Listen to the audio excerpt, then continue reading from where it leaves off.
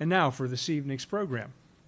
Tom Mays oversees the National Trust Legal Defense Fund, which advocates for the protection of significant places and defends and strengthens historic preservation law. Tom is the recipient of the National Endowment for the Arts Rome Prize in Historic Preservation in 2013. He is also the author of Why Old Places Matter. For many years, Tom taught historic preservation at the University of Maryland.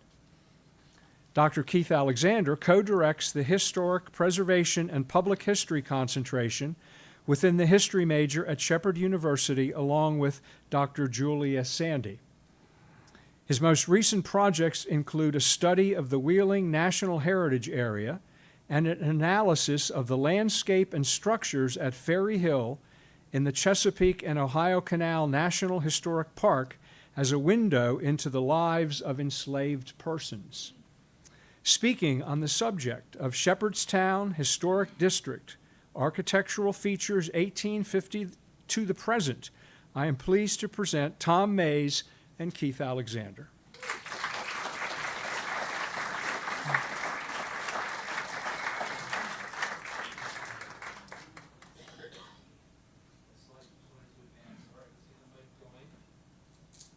Can everyone hear me? Oh yeah, that's wonderful.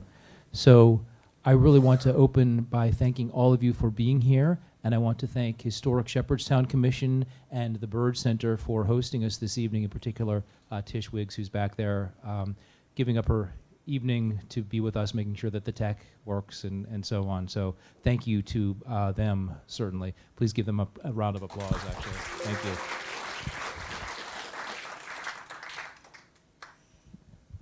So I'm so excited about tonight because there is nothing that I like more than to totally geek out about architecture, especially Shepherdstown's historic architecture. And we are incredibly fortunate to live in a place with this amount of really exciting structures. And I just want to read something that is from the National Register nomination form for the boundary increase. Doesn't sound like a very exciting title, but it's available online, and it really kind of encapsulates what we are trying to do this evening. So on page 44, in case everyone is looking, it says, the period of architectural significance of Shepherdstown's historic district spans almost 200 years, with exemplary representatives of a variety of periods and styles. The district is, in fact, a textbook of prominent architectural styles of the 18th, 19th, and early 20th centuries. And in fact, when I first started teaching my historic preservation class here, I wanted to get students out into the field to show them a couple of styles, and I started walking around Shepherdstown and was just amazed more and more and more, because I found almost every single example of what I was trying to talk about in my classes right here in our little town. And so that's pretty amazing. So that's what we're going to be sharing with you tonight. Of course, we're going to start at 1850. And so one of the most important things for me to do is to not remind you that we are standing in tremendous footprints here, because we are following John Allen's act of a couple of months ago, which was amazing. And so he covered things up until 1850. So as long as I don't remind you to think about that, remind you that that is sort of our footsteps we're following, we're going to be fine. So I'm doing great so far, right? So, all right. The other amazing thing is my partner up here on the stage, Tom Mays. I'm blown away that we are able to have his talents here in Shepherdstown on the Historic Landmarks Commission.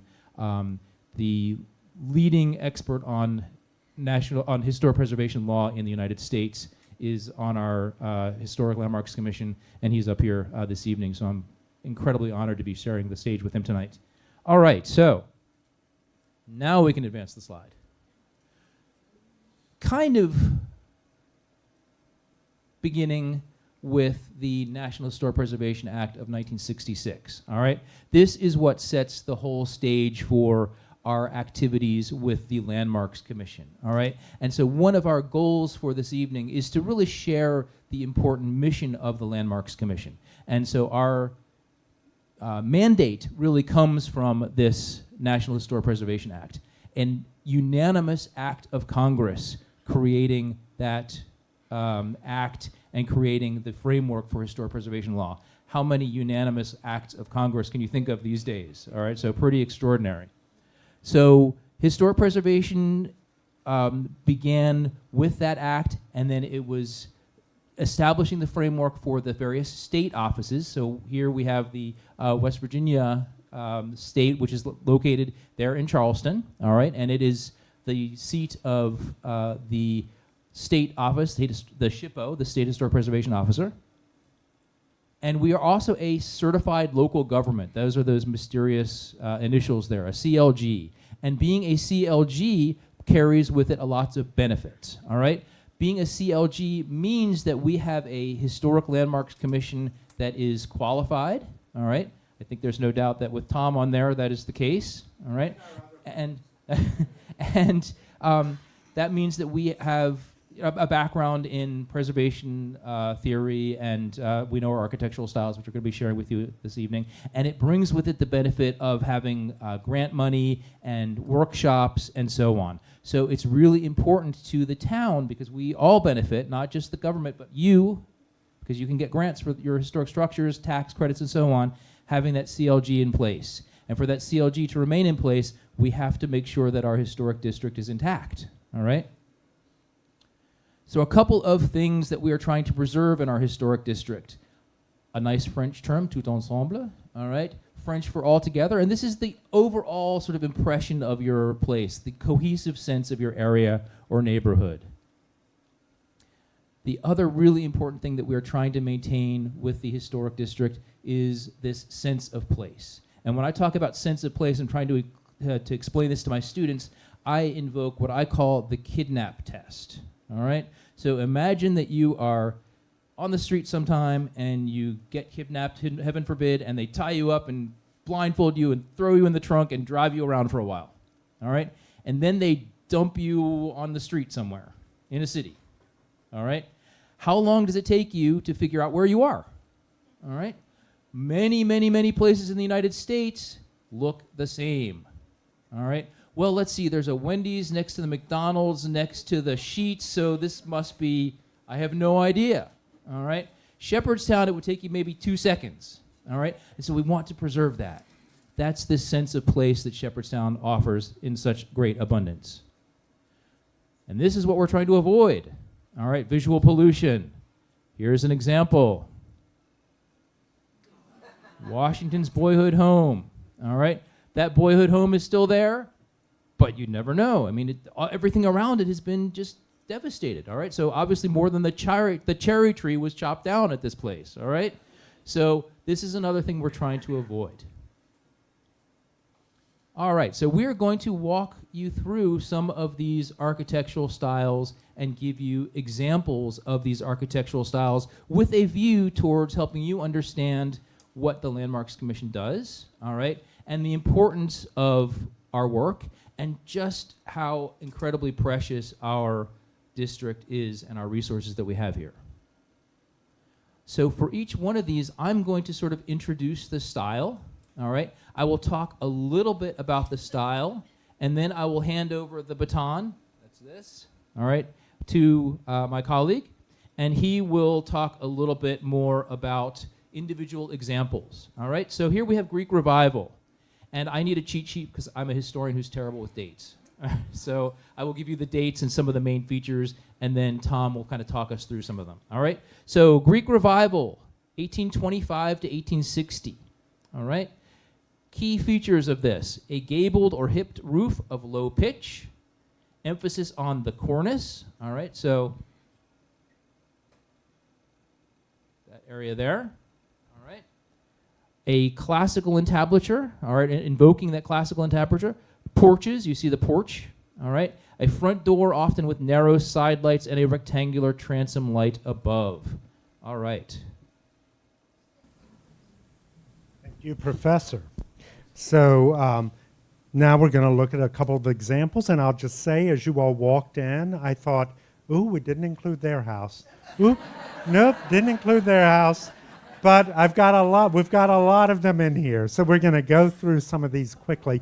One of the things that's so exciting about Shepherdstown is that often these styles have multiple different variations in this wonderful historic town. So we're going to start with what is really the most prominent building in town, McMurran Hall. And here we can see some of those features that Keith just pointed out. Here's the low hipped roof on both sides, a pediment, the big cornice. Here we've got a Corinthian set of columns and a few other features. This sort of cornice here with kind of Endymion Greek motif. So we've got sort of a classic Greek revival application here. Here's this neoclassical temple form, still there, repeated over and over again. Next example, the other building built by Resident Shepherd in town. A wonderful example, but a little bit quirky to distinguish as Greek revival. So here we've got this sort of square form here, 6/6 windows. But look right there, there's that bullseye corner to the lintel, a classic Greek revival form. Underneath, you'll see you've got these scroll motifs, just like on McMurran Hall. And this sort of low hip roof, and again, the large cornice. So we're going to see this repeated over and over again. This is a very high style example. Like other buildings in Shepherdstown, it's a little bit disguised as a classic version of the style because it's got something quirky about it. In this case, this sort of New Orleans style porch that relates to the fact that Resident Shepherd's money came from New Orleans. And then here we get to see it in this wonderful, this is one of my favorite buildings in town, this office that goes with it. Here's that temple form, low hipped roof, the square corners of the lintels, the scroll motif, fluted things here, and with this door, a classic Greek revival motif, which is these two long panels. And one of the ways to know that a door is original in town is if the paneling of the door itself matches the paneling of the reveal. So really a great example of Greek revival. Harder to distinguish. Again, this is a house on New Street, and it's got a very simple form. This is an 1850s house, but notice that the windows go almost down to the floor, a bit of a Greek revival trick.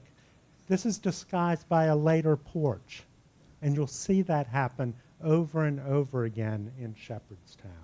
So a fairly simple application of Greek revival, and again, that's also something you'll see. You'll see high-style examples here, and going all the way through to other less elaborate examples. And then here's one of those slightly less elaborate examples. Again, fairly simple boxy form, fairly low roof, a bit of a cornice, but notice this, you've got this little pedimented feature right above the windows. So, Greek revival. All right, so now we're on. So the next one is one of my favorites in town. There are some wonderful examples. This is called Gothic Revival. All right, the time period for Gothic Revival, 1840 to about 1880. All right, and one thing is that we've already seen with Tom's comments is that not all of these styles are clear cut. All right, and that drives my students crazy when I have them out trying to identify them in the field because there are a lot of things that don't quite fit in one category. So in a way, they are just sort of idealized creations. But we can trace some of the classic features of Gothic Revival here. All right, so we have the decorated verge boards there. All right. We have the windows that extend up into the gables. That's a classic Gothic Revival feature. We've got a steeply pitched roof, and then we have this really dominant, very steep cross gable that is really character defining for Gothic Revival. A single-story porch, and then note how there is no break between the wall and the gable here. All right, it's a very smooth transition. So that is classic example of Gothic Revival. Thank you. So here's some examples from Shepherdstown, beginning with a very prominent building, the Episcopalian Church. classic Gothic revival, the steeple, the arched windows, the arched door, in this case in an ecclesiastical application, buttresses. So really a classic example, but it shows up elsewhere. This great gatehouse from Elmwood Cemetery, recently restored.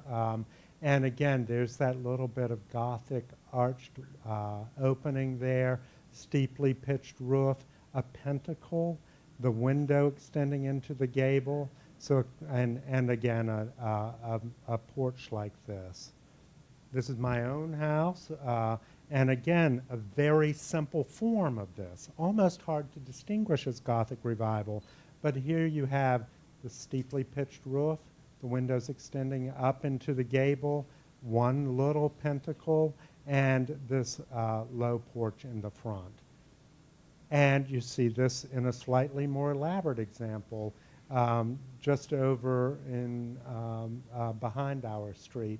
Again, same sort of things. But notice this little pediment here.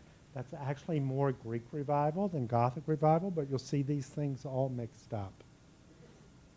And then here's another application, the building on New Street, steeply pitched gable, window in the gable, in this case brackets, but kind of mixed up with a little bit of shingle style in this case too, and a little bit of Queen Anne, which we're going to see shortly.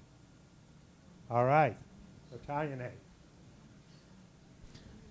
All right. Another of my favorite styles. All right, these are all my favorite styles, I admit. Italianate, 1840 to 1885. So we've got a square cupola or tower here. All right. We've got decorative brackets. The Italianate style loves to use these decorative brackets. That's really character defining. All right. Oftentimes you'll have windows that are arched, tall, and narrow. You'll see some upside down U windows. All right, that's classic example of Gothic revival. That's a little harder to see in this example. You have that a little bit up in the top, not quite the typical form. You have that a little bit mirrored here on the porch, I think. All right. So look for those window crowns in the examples that Tom will show. All right. These tend to be 2 to 3 stories tall, and they have a low pitched roof.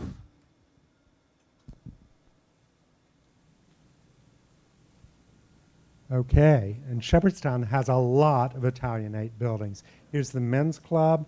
Again, we've got this sort of bracketed pediment piece. There's a little bit of a Greek revival idea here too with these pilasters. But then you've got the low segmental arched windows, that's classic Italianate, and the brackets, and again, the pitch of the roof. You'll see this show up in simpler houses. Again, this has this arched window that Keith talked about, the brackets, and a fairly simple form. This could also, if that window were not arched but were pointed, you could easily call it Gothic revival as well, but it is actually an Italianate application. And actually, I think the house next door has the pointed window in the gable. But I would characterize this as Italianate. Keith and I had fun. This is Keith's own house. This was originally in the presentation as Greek revival. We kept talking about it, and it ended up being Italianate. Keith was right.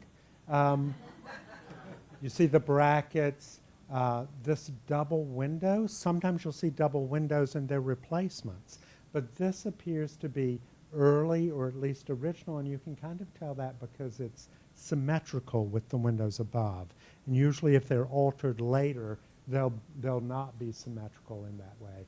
And then this porch application, which is also Italianate.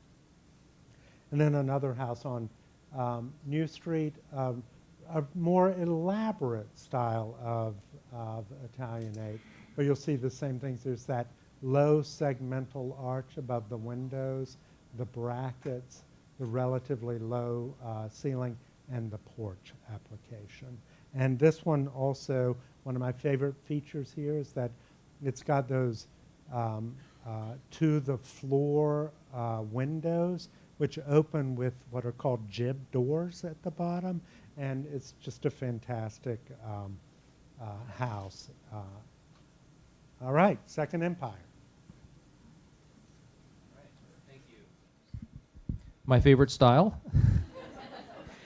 I love this one because it's so great because I'm a European historian. I'm not I'm not an American historian. I'm a historian of Europe, and so this is a direct reflection of European history, European roots. Because this is the Second Empire refers to the Second French Empire, which was the French Empire established by Louis Napoleon or Napoleon III, the nephew of Napoleon Bonaparte. All right, so Second Empire. 1855 to 1885, so a little bit after Napoleon III came to power, and then persisted a little bit longer than his departure from power in 1870, all right, so up to 1885. So look at the molded cornices. Whoops.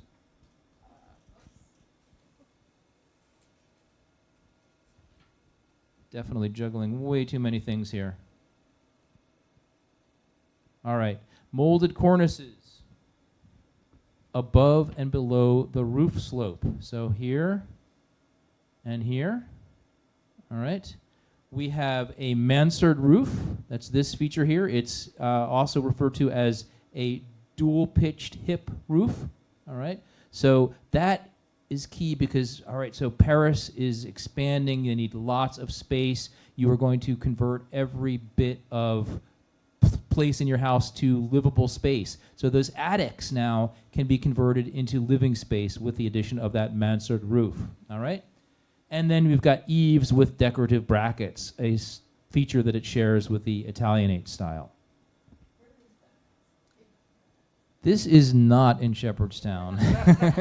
This is one of those random houses that they provide with like little stock images. All right? So I'm not actually sure where my source is for that one. I do too. It's nice. So here's the Shepherdstown example. And interestingly, this there are a handful of styles that are not well represented in Shepherdstown. This was the only Second Empire building I could think of in Shepherdstown. As we continue through this presentation, if you have other examples of some of these that are not well represented, I'd love to hear about them and know what they are. But here, again, this is the building that's fairly prominent. I think it's called Tolliver's Ice Cream Parlor. You've got this mansard roof. You've got the brackets. You've got dormers. So in many ways, it's a classic Second Empire. But again, we don't have very many examples of that in Shepherdstown.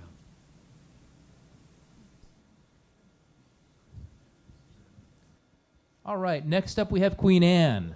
All right, and this is from 1880 to 1910, although they continue to be sort of imitated. They're really popular. The city of Aspen is full of these Queen Annes, but we have a bunch of them here in Shepherdstown as well. So some of the features of Queen Anne that are diagnostic, all right, a steeply pitched roof, and then you often have this dominant front-facing gable, all right? And then look to those gables and look how the shingles there contrast with the rest of the surfaces, all right? So they're trying to avoid a smooth appearance through the application of those shingles. Oftentimes they will have a single-story porch. They are typically asymmetrical, and they will usually extend around one side, all right? Some interesting examples in Shepherdstown only have a side porch or only have a front porch, but they frequently will extend around the side of the house. So this is one of the styles where there are so many examples in Shepherdstown. So I'm just going to run through a few quickly. Again, here's that front-facing gable. There are the decorative shingles, decorative windows, brackets, one-story porch, a bay window, asymmetrical. The same. Where is that? It's on German Street.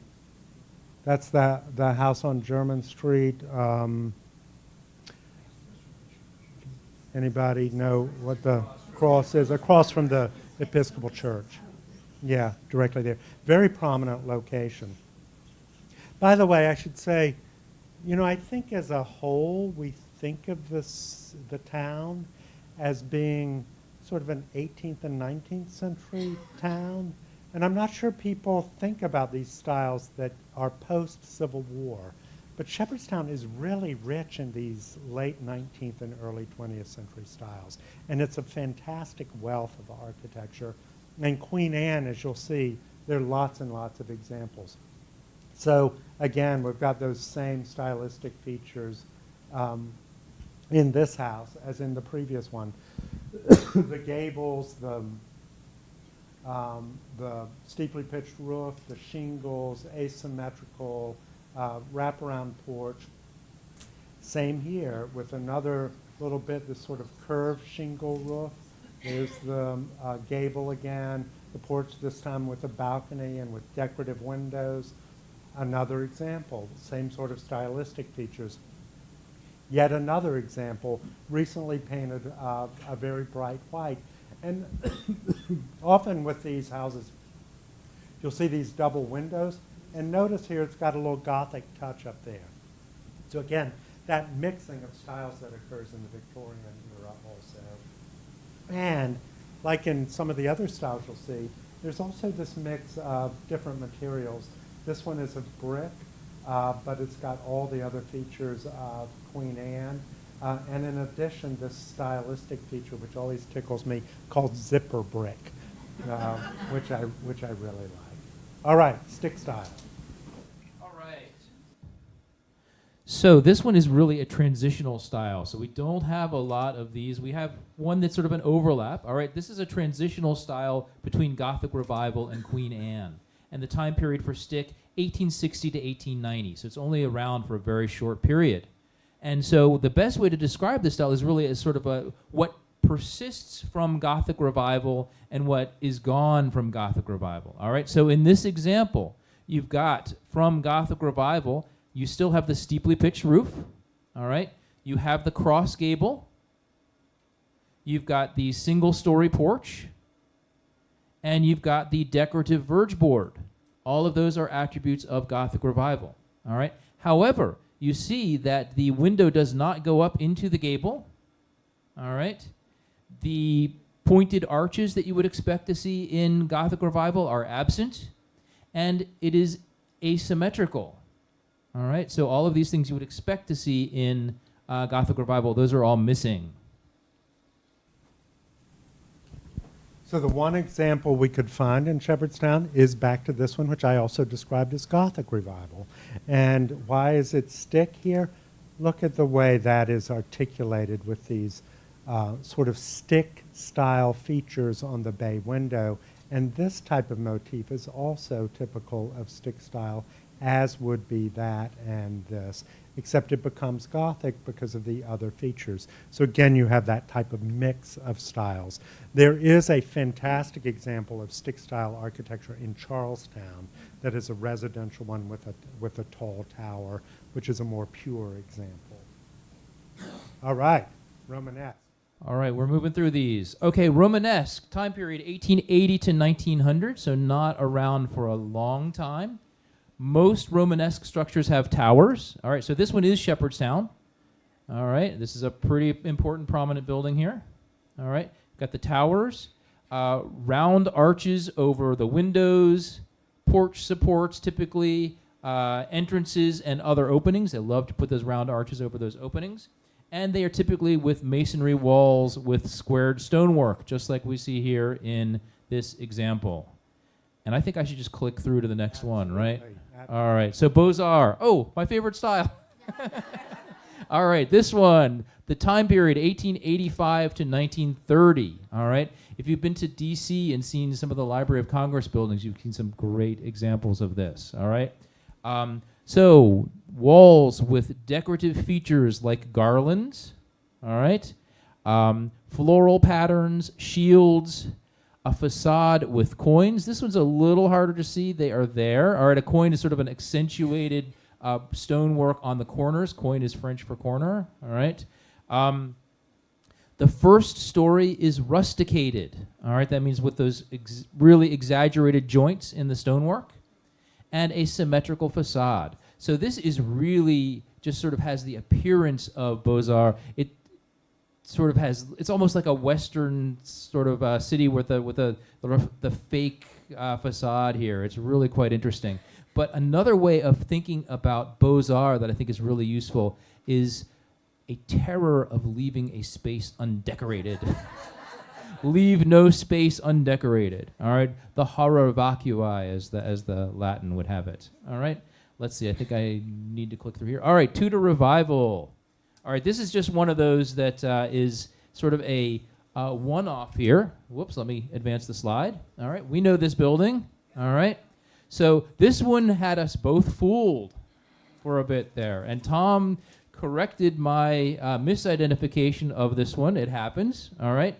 I had labeled this one as stick style, but it's really not. All right. So Tudor Revival, the time period 1890 to 1920, which tracks exactly when this structure was built. This was a second structure on this site. All right. A steeply pitched roof, a cross gable, decorative half timbering. All right, right there. Prominent chimneys, those are visible there, not as prominent as some of the Tudor revivals you'll see. Narrow multi-pane windows, those are there. Entry porches or a gabled entry. Patterned stonework or brickwork. Overhanging gables or second stories. And often, and you don't see that in this one, but a parapeted or a Flemish gable. American Foursquare. All right, these 1890s to the 1930s, and you'll see a lot of these in town. All right, these tend to be pretty square and boxy. Think of them as like 2 by 2 by 2. They're a 2 by 2 by 2 by cube, 2 by 2 by 2 cube, right? They have a center dormer, and they have a large front porch. And I'm going to pass the baton over here to Tom, who's got a couple of examples of this one here in town. Way by how many examples of American Foursquare there are in town. And here's one made out of brick. Again, it's got that dormer, the low-hipped roof, a big cornice, a porch, very boxy. But again, it's still got a little bit of a Queen Anne influence with this bay and with this prominent gable. So that mixture that we were talking about earlier. Here's a classic form. Very boxy, 2 by 2, dormer, low-pitched, hipped roof. Another example in stucco, same sort of features that we just described. Yet another example in stucco. And see how these are scattered all over town? This one, relatively less articulated, but still a clear example of American Foursquare. This one made out of Roman brick. And a classic example. A little bit quirkier. It's got this bay window. It's got some features that are a little bit different, or maybe even Beaux-Arts. The coining here that Keith referred to earlier. All right, that's it for Foursquare. So craftsmen, there are several examples, wonderful examples of craftsmen here in town. The time period here, it's much more modern structures, all right? This is 1905 to 1930, all right, at its heyday. So these would have been the kinds of structures that you could order through the Sears and Roebuck catalog, all right? These tend to have a gabled roof of low pitch. These have wide, unenclosed eaves. All right, you can see that a little bit under here. You can see that they have exposed roof rafters. They do that in this example on that upper story as well, which is pretty cool. All right, they've got porches that are supported by square columns, and those columns tend to go all the way to the ground level without stopping at the floor level of the porch. And they tend to have decorative beams or braces under the gables. This example does not have that. But again, not all of the examples are going to have all attributes of the style.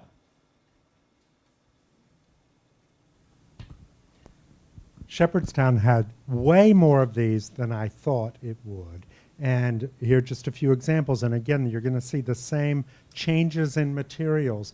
Here we've got a brick example, and It's got the low overhanging roof, low dormer with a shed dormer roof, squarish porch columns, and then here's an example in wood.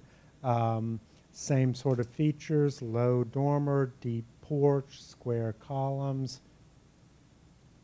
Here's yet another example. And you can see how low that roof is sloped there. Often you'll see these porch posts with piers and then columns above them. And again, the sort of brackets and open rafters being seen. Probably the most prominent example right on the at the four-way stop. And look how the porch is so low and overhanging, it's always shady and dark, but it's got those classic examples of a craftsman bungalow. You'll Sorry, Tom, I always think of this one as Craftsman on steroids. This one is really... Totally. It's fantastic and right at that prominent location. And then again, you'll just see them in all parts of town. And you'll see them in more vernacular sort of applications. But look, it's got all the same attributes, this low overhanging roof and the columns that I described earlier. And then here's one, again, look at the materials. It's this early use of a concrete block.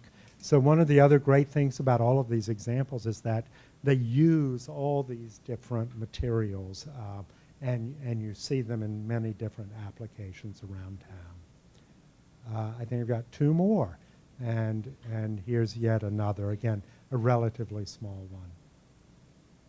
It just goes on and on. It's really a wealth of these buildings in town. Colonial Revival. All right, so this is the last of the styles that we have multiple examples of here in Shepherdstown. All right, so Colonial Revival, time period 1880 all the way up to 1955. All right, so this is a really continued to be constructed pretty frequently up until the mid-1950s. All right, emphasis here on the main entry door.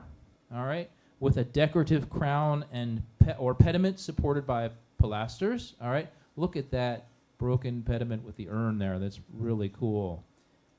Other really common features, doors with overhead fan lights or side lights. In this case, you've got side lights here. All right, symmetrically balanced windows with that center door. Sometimes those are off-center, but this one is a nice symmetrical centered example. And then the way that you can tell these from sort of the earlier period, more balanced structures is the fact that we've got windows with double hung sashes, multi-purpose glazing, and then windows in adjacent pairs. All right, that is the giveaway that you're not dealing with some of the earlier true colonial styles. All right, Shepherdstown examples. And we have very different sorts of examples here. So here's a sort of classic colonial revival. Again, you'll see the symmetry, the fan, the side lights that Keith described, this neoclassical porch, even double windows interiorly in an interior application. This wonderful building, great colonial revival building. And you'll see it's got the fan light that was described. Often it's neoclassical as well, and very symmetrical. And this great example, which is fascinating to me, see there's that overhanging sort of stoop, the side lights, the windows being articulated the way Keith described. But do you notice anything funny about this house? It's a four-square that's been converted into a colonial revival. So you can see the form of the original four-square. When this addition was put on, they colonial revitalized it. This even has a little bit, a faint feeling of Dutch colonial, I think. So, which we didn't. There are a number of sidebars we could have gone into. It's already pretty late, so. Yeah, exactly. And another feature is sometimes these shutters that have images in them, in this case of candlesticks, a colonial revival trick. And the post office, also colonial revival. and again showing this cupola, a later application of colonial revival. And look at this. Again, right next to that bungalow, next to the 18th century old hotel, you have this colonial revival. Again, there are those shutters with those articulated images, dormers, a fairly simple thing. This could be distinguished from something we're going to get to, which is Cape Cod, but basically colonial revival. All right, ranch. Down to some of just the sort of the single examples. So we're going to kind of go through these pretty quickly. The point here is, again, to emphasize that Shepherdstown, while known for its 18th and 19th century architecture, really has some gems of the 20th century, all right? So we've got Ranch, which was really prominent from 1935 to 1975. So just really quickly, single story, asymmetrical layout, usually an attached garage, deep overhanging eaves, and large picture windows. Some of the ones of these features are kind of behind the vegetation here. All right. Cape Cod that Tom mentioned just a minute ago. All right. Built really starting in the 17th century, but then really taking off as sort of a revival in the 1930s up through the 1950s. So really simple, minimal, traditional side gabled houses, low or medium pitched roofs, side gabled, simple single story, roof eaves with little or no overhang, double hung windows, multi-pane. Pretty much perfect example here. And then finally, we've got a split level or a bi-level. All right, so these are actually variants of ranch houses. So you see many of those attributes of ranch there that I talked about earlier in this particular structure. All right, so I'm doing this one, right? All right, so I'm the chair of the Historic Landmarks Commission. I hope that this evening we have convinced you of just the incredible treasures that we have here in Shepherdstown. We're so lucky. And so we've included some of the information just so you have this sort of website. You will know a little bit more about the work that we do. So we're really trying to defend that incredible treasure that we have here, make sure it's around for future generations, make sure that we enjoy it in terms of the tourists that this place attracts. People come from hundreds of miles around to see Shepherdstown, and so we want to make sure that that is there for people to enjoy. So we have our guidelines. These are what we base all of our decisions on. We don't sort of make arbitrary decisions. We base them on direct guidelines that are in our historic district book that we have. It's available online at the town website. And we use it every meeting. We don't make a decision without referring to it. If you want to see how marked up my version is, you're welcome to take a look. Yep. And so we do chapter and verse, page, citations, and so on.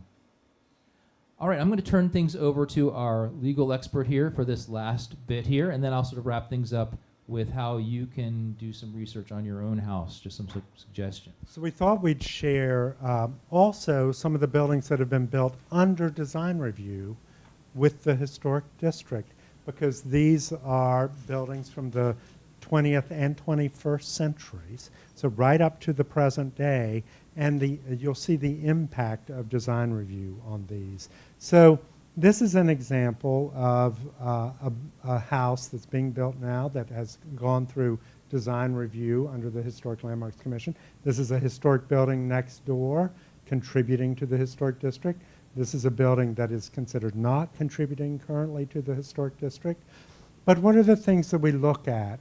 So in the design guidelines, we look at the materials to make sure they're compatible. We look at the materials of the roof to make sure it's compatible. You see here it's standing seam with the snow guards on it. We look at the fenestration to make sure that it's consistent with the historic district.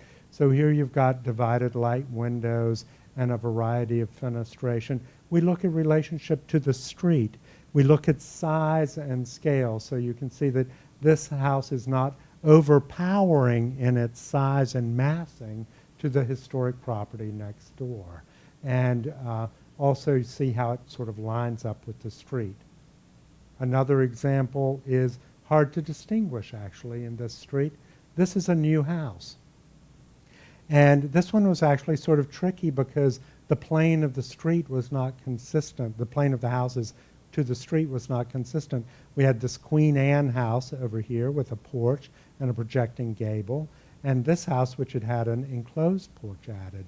So as we went through the design review, we looked at the materials, made sure they were consistent. We looked at the massing to make sure it was not overpowering to the other houses on the street. And we had it project so that it matched the plane of the street but was articulated in a way so it showed that distinction. This building, one of my favorite buildings in town, I think it's really, before I knew anything about Shepherdstown, I remember when this building was built, and these small elements here replicate or are a memory of the completely undistinguished town hall that it replaced. And I just thought it was a really amazing example of how memory can be preserved in a building. But again, you know, consistent in materials, it's brick with this memory of the earlier building, standing seam roof, the snow guards, articulated windows, a good example of compatible building. This one built to replace the historic building that was destroyed by fire. You see the historic Thomas Shepherd Inn on this side, another historic property on this side, and again, a slightly more contemporary interpretation, but you've got the same sort of good treatment of the materials, the windows articulated, the roof standing seam with the snow guards, so you can see how it fits into the context of Shepherdstown. And this one, similar situation, brick materials, articulated windows.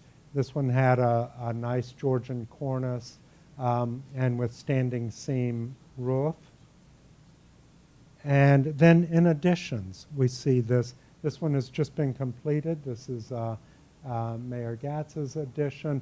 I'm sorry I don't have a side view, but it's on this Queen Anne style house. And one of the things that we looked at was scale, the pitch of the roof, the windows, and the materials. And also with additions, it's important under the standards and the guidelines to make sure that they can be distinguished from the original building.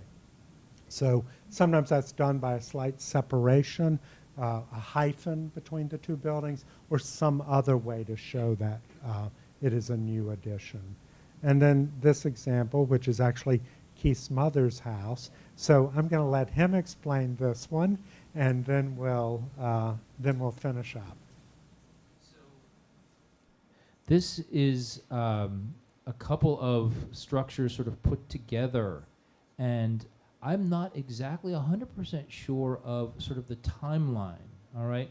But it was extensively redone and extensively added onto, and in that process, you see many of the things that Tom has talked about, all right? So we've got the main structure here, and then you've got the added on part, all right? And so everything is compatible. It's very clearly separated, all right? So there's no confusion between old and new. It's not trying to mimic something, not trying to be something that it's not, all right? And then we went through design review also for the construction of the garage, and also I want to note the solar panels there, all right? So trying to have those blend in. We're embracing the 21st century with our photovoltaics, but they need to be placed sensitively so they don't themselves become some of that visual pollution like I showed you at the beginning, all right? So they cannot be on a dominant, really prominent, front-facing, clearly visible spot. So this does a nice job of sort of balancing all of those different needs. All right, now my really fun part. All right, and I'm going to be really brief because I know we've been here for a while, and I want to be able to let Tish go home at some point this evening as well. So how can you all do research on your own house? Well, if you want my best advice, if you want to get a book that is going to open your minds, blow your minds really regarding the historic structures that are out there.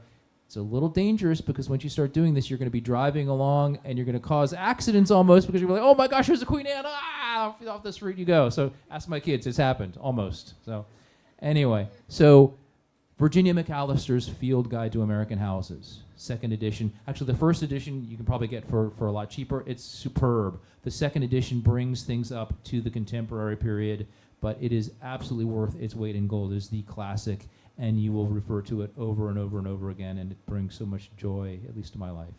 All right.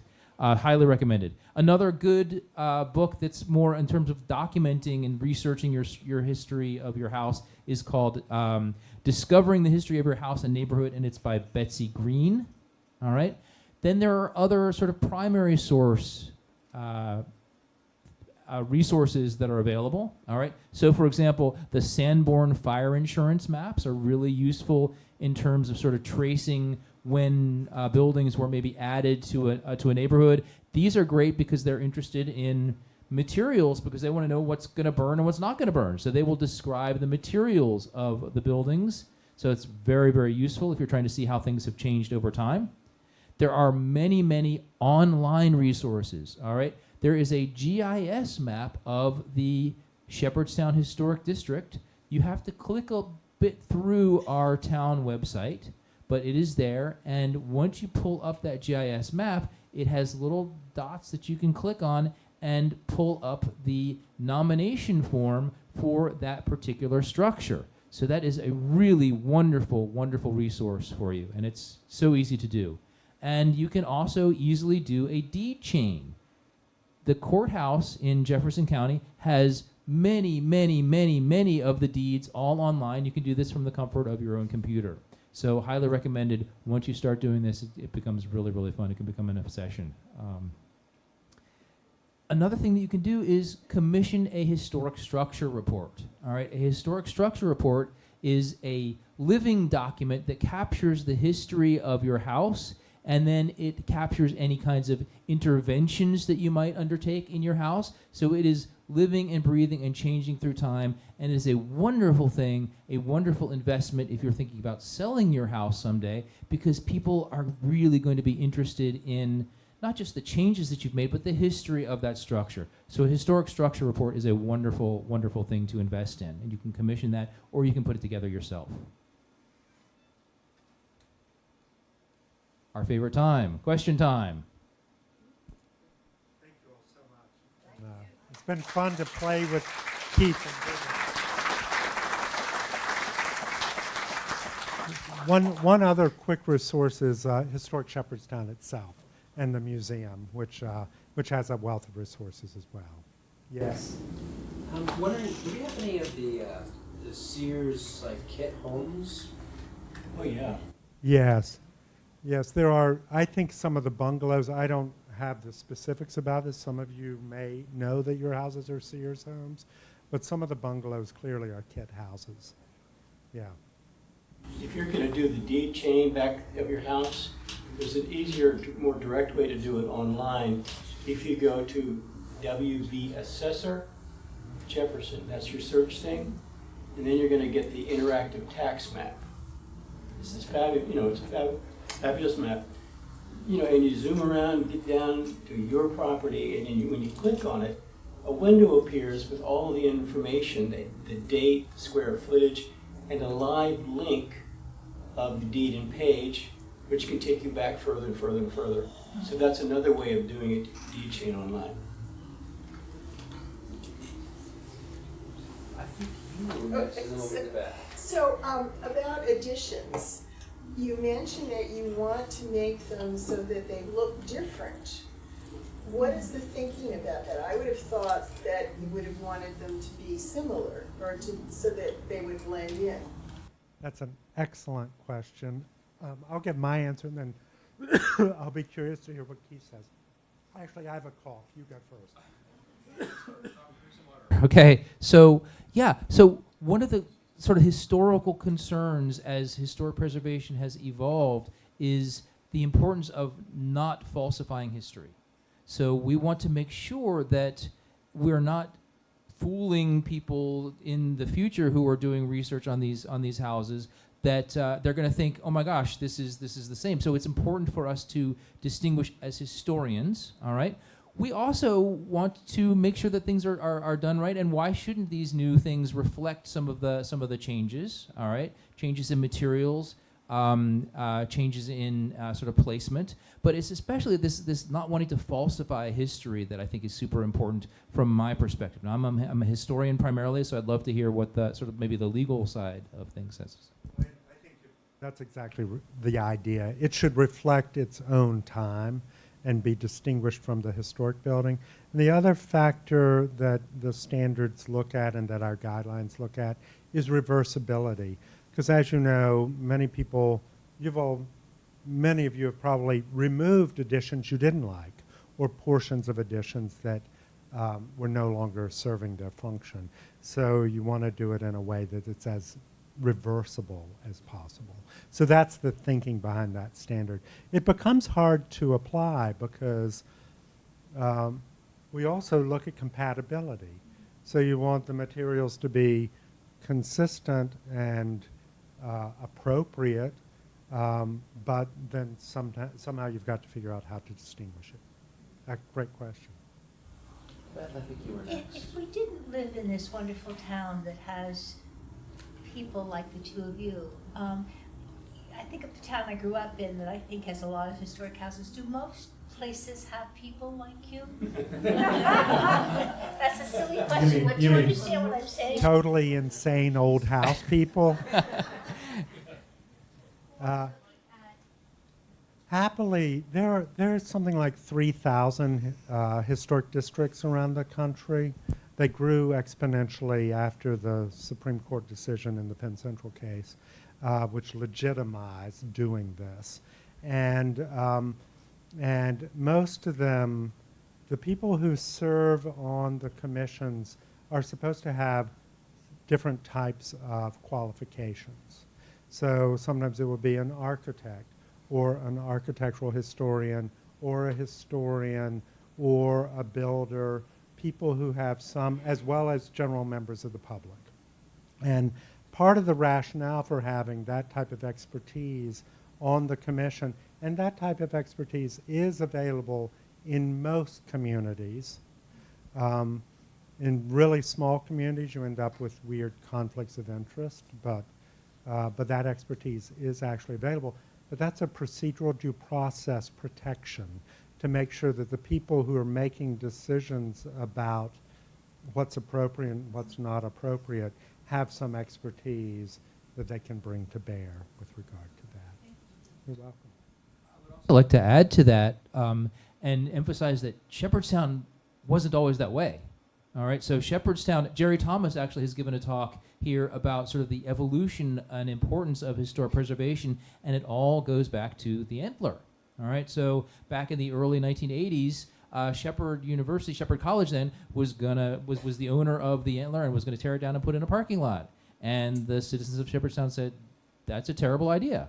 Thank goodness. All right, so there's a whole generation. I think Jim Surkamp is probably part of that generation that worked to preserve, and there are a number of you also, other people in this room who worked to preserve Shepherdstown and make it possible that these two crazy house fanatics can be up here talking about the treasures that are here, because that triggered a whole series of preservation interests and really built community here in Shepherdstown as well. Go ahead. I don't want to be a nitpicker here, and I love downtown, I love Shepherdstown, but some of the stores on German Street for older people are very hard to get into and get out of. And I've been told that somebody says, well, you're not allowed to put a little handle on there where you can hold on to, make it safer to come and go. Is that correct? Tom, this is a really easy question, so I'm going to throw this over to you. Because this is really important. Yes, accessibility is incredibly important. I mean, all these buildings won't survive if they can't be used.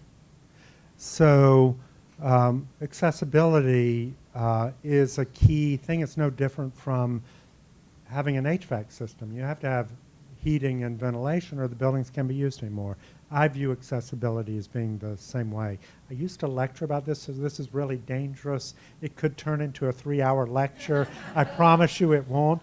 But the short version is, no, of course people can come forward to us and propose things like that that improve the functionality and the essential human needs that are being served by the building.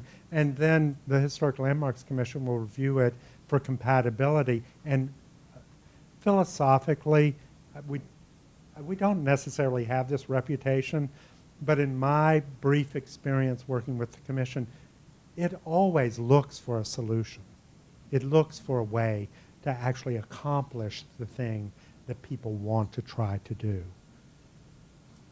Yeah, absolutely. Is this a follow-up question to this? Okay, so let me capture the thought that I almost let slide by, but I'm going to try to do it. So there are also ways of doing of providing that accessibility that don't necessarily have a big impact on the structure and its visual appearance. And some of those guidelines are really important to apply. Where you place those accessibility entrances or accommodations, making sure that they are reversible. All right, as better technology comes up, those kinds of things. But those are incredibly important. And Tom said it perfectly. A building is most likely to survive if it is used. Buildings that are not used are never going to survive. And we really want these buildings to survive. So we're going to do whatever we can to make sure that they are accessible. And then you had a follow-up question. Well, it's sort of following the thread to another controversial conundrum, which has to do with solar panels. Mm-hmm. And so you had talked about on your mother's roof there, you said it was sort of a non-prominent roof. As we are trying to move away from fossil fuel dependence, there are a number of roofs on German Street, for example, south-facing, that might be optimal places for solar panels. And I know that that has been something that has been talked about and somewhat mixed, at least historically. And I'm just wondering how much give and take there can be about that. Do you want to do this one? You're welcome. We may not agree. We may not agree. This could be good. All right. Yeah. Go for it. So the general standard in the preservation world right now around solar panels is generally they should go on non-prominent locations, so not the primary facade, because of the aesthetic impact of that. Do I wish the technology were different, where solar panels could be more invisible, where there is actually a technology where they're built into the shingles, so those things will change over time. But this is a huge debate in the preservation world at this present moment. And the Advisory Council on Historic Preservation has recently issued a draft program comment that would facilitate sustainability applications for federal agencies doing this type of work. And the preservation field is grappling with how far can we go to try to achieve these greenhouse gas reduction goals, and when does that bump up against people's concerns about the aesthetics of the historic district or the historic character of the building. So I have a view about that, but I'm not sure it's definitely not the official view of the National Trust, nor of the Landmarks Commission. So just to acknowledge it's a big issue in the field right now. Yeah, I think we are in agreement on this, actually. And we have time for one more short question. Go ahead, sir. It's a similar question, though, having to do with windows fenestration. Again, a lot of single pane windows, I'm assuming, in the historic buildings. Have you, tried to address how those can be retrofit with higher performing fenestration without destroying the historic character of buildings? Windows aren't controversial at all. So windows tend to be the things that people really pick the most fights about. All right, so I know I'm going to be maybe on shaky ground. So we historic preservationists love our old windows. We also find, interestingly enough, that a lot of the sources of air penetration and so on are often around the windows rather than through the fenestration, through the glass itself, all right? So we have found that restoration not only keeps those old windows out of the landfill and keeps those in place, but does a really good job, if you restore the windows properly, of continuing to ensure that you have a space that's inhabitable, which we want desperately. We also have found that over time, some of those super expensive sealed windows with the double glazing and so on, they develop leaks and so don't perform as well as we would like. And we do permit people to have storm windows, all right? So storm windows together with restoration of the windows itself, making sure that you address areas where air is infiltrating, can be very, very effective indeed and can help us provide those goals of providing that living space and having that energy efficiency that we care about. Tom, is there? The only other thing I would add is generally the standard is if the historic windows are in relatively good shape and can be repaired, they should be repaired, and then you do other treatments to improve their performance rather than replacing them for all the reasons Keith said. Plus, the building where Rod and I lived in D.C. replaced the front windows 30 years ago, about the time we first moved in. Those have all failed now. They also don't, the new windows simply don't last as well as the historic windows. And we were just in the Crooked House, which of course has Indos in it to help with that performance also. But we're really out of time. I know that Tom and I would be I certainly I can't speak for Tom, but I would be happy to take additional questions. We can mingle and talk in the reception while we're eating cookies and drinking water. Thank you all so Thank much. you. Thank you. Thank you.